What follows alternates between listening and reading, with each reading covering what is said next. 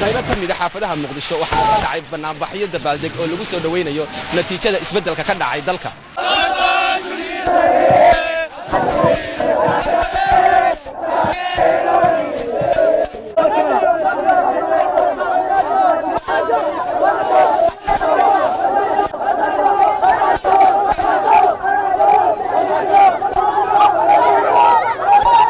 saacadan la joogo waxaan ku suganahay bartamaha magaalada Muqdisho oo qaybo kamid ah ay ka socdo banaanbaxyo la xiriira natiijada ka soo baxday doorashada Soomaaliya.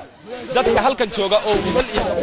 waxay u dabaaldegayaan oo taageerayaan madaxweynaha cusub Maxamed Cabdullaahi Farmaajo. farxadda lama qiyaasi karo waa sida u jeedaan waxaan lug ka soo bilawnay xaafadda la yiraahdo Bakaara isgooska Barrabax ilaa halkan bar afar waxa u soo weynayna damaashaad kaas oo ah ilaa madaxtooy waagu ka barin waa socodona insha Allah Farmaajo hano waxa ku sugan magaalada Muqdisho waxaan taageersanahay Farmaajo dawlad cusub in noo dheertay aaminsanahay dawladana guul ayaa rajaynayaa bulshada Soomaaliyeed dhammaan meel walba joogaan waa salaamaya madaxweynaha sharafta leh aantan iyo tarabuunka orodka ugaga imina Farmaajona guul aan leeyahay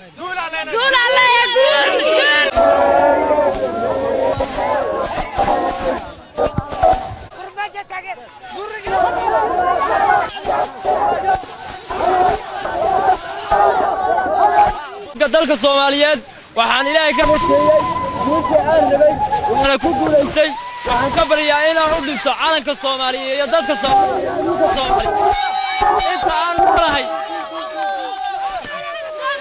inta aan noolahay waa u taagnahay waa u jiifaa waa kama jiifso kama hurdo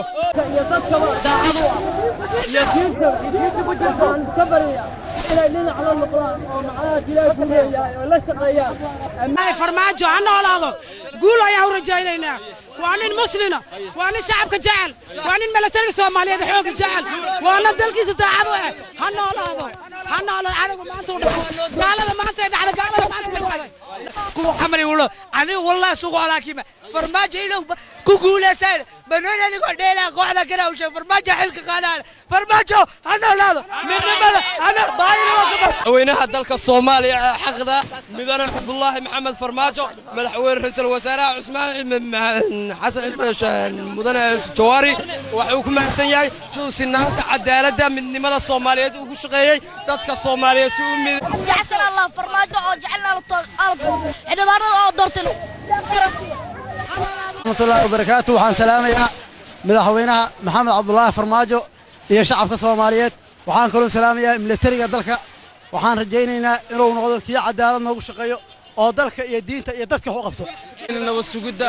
iyo madaxweynaheena dalka Soomaaliyeed Maxamed Maxamuud Farmaajo Soomaaliya ha israacdo aan noolaato